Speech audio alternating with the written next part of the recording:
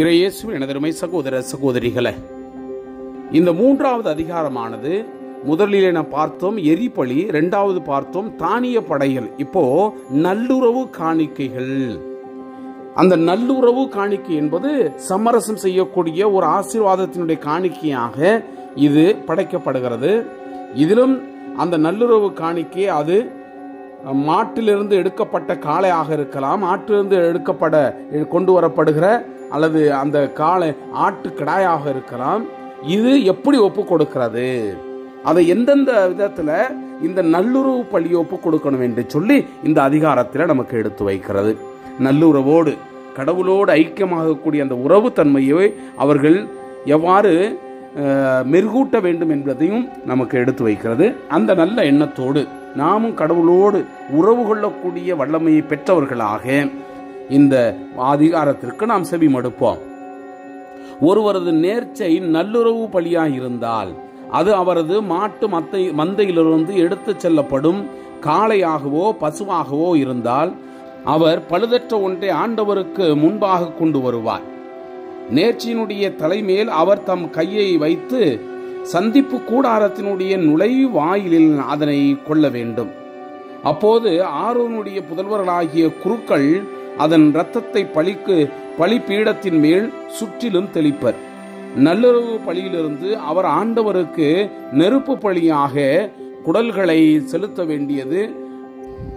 அவற்றை சுற்றியுள்ள கொழுப்பு முழுவதும் இரு சிறு நீரகங்களும் அவற்றின் மேல் சிறு குடல்களிடத்தில் இருக்கும் கொழுப்பும் சிறுநீரகங்களோடு கல்லீரலினுடைய மேல் இருக்கின்ற கல்லும் ஆகும். ஆரோனுடைய புதல்வர் அதை பலிபீடத்தில் நெருப்பின் மீது உள்ள அந்த கட்டைகளில் ஏற்கனவே வைத்திருக்கும் எரிபலியோடு எரிப்பர். அது ஆண்டவருக்கு உகந்த நறுமண மிக்க நெருப்பு பலியாகும். ஒருவர் ஆண்டவருக்கு நேர்ச்சையாக நல்லுறவு பலியை தம் ஆட்டு மந்தையிலிருந்து செலுத்தினால் அது பழுதற்ற கிடாயாகவோ ஆடாகவோ இருக்கட்டும்.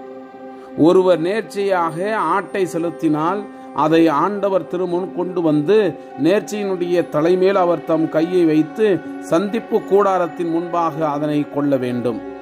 ஆரோனினுடைய புதல்வர் அதன் இரத்தத்தை பலிபீடத்தின் மேல் சுற்றிலும் தெளிப்பர். நல்லுறவு பலியிலிருந்து அவர் ஆண்டவருக்கு நெருப்பு பலியை செலுத்துவது அதன் கொழுப்பும் முதுகெலும்பினுடைய அருகில் வெட்டி எடுத்த கொழுப்பு வாளும் குடல்வளை மூடிய அந்த கொழுப்பும் அவற்றை சுற்றிலும் உள்ள அந்த கொழுப்பும் முழுவதும் இரு சிறு நீரகங்களும் அவற்றின் மேல் இடுப்பையொட்டி உள்ள அந்த கொழுப்பும் சிறுநீரகங்களை அடுத்த கல்லீரலின் மேல் உள்ள அந்த சவ்வும் ஆகும். இவற்றை குருக்கள் பலிபீடத்தின் மேல் எரிப்பர். இது ஆண்டவருக்கு உகந்த நெருப்பு பலி உணவாகும். நேர்ச்சியாக ஒருவர் வெள்ளாட்டு கிடாயை செலுத்தினால் அதை அவர் ஆண்டவர் திருமுன் கொண்டு வந்து அதன் தலைமேல் தம் கையை வைத்து சந்திப்பு கூடாரத்திற்கு முன்பாக அதை கொள்வார். ஆரோனுடைய புதல்வர் அதன் இரத்தத்தை பலிபீடத்தின் மேல் சுற்றிலும் தெளிப்பார். நல்லுறவு பலியிலிருந்து அவர் ஆண்டவருக்கு நெருப்பு பலியாக செலுத்த வேண்டியது குடல்களை மூடிய அந்த கொழுப்பும் அவற்றை சுற்றியுள்ள கொழுப்பு முழுவதும் இரு சிறுநீரகங்களும் அவற்றின் மேல் சிறு குடல்களிடத்தில் இருக்கும் கொழுப்பும் சிறுநீரகங்களோடு கல்லீரல் மேல் இருக்கின்ற சவ்வும் ஆகும். குருக்கள் பலிபீடத்தின் மேல் அவற்றை எரிப்பர். இது ஆண்டவருக்கு உகந்த நறுமணமிக்க நெருப்பு பலி உணவாகும். கொழுப்பையோ இரத்தத்தையோ நீங்கள் உண்ணலாகாது. இது உங்கள் உறவிடம் எங்கும் தலைமுறை தோறும் உங்களுக்கு மாறாத நியமமாக விளங்கும். Praise the Lord. இயேசுவுக்கே புகழ். மரியே வாழ்க.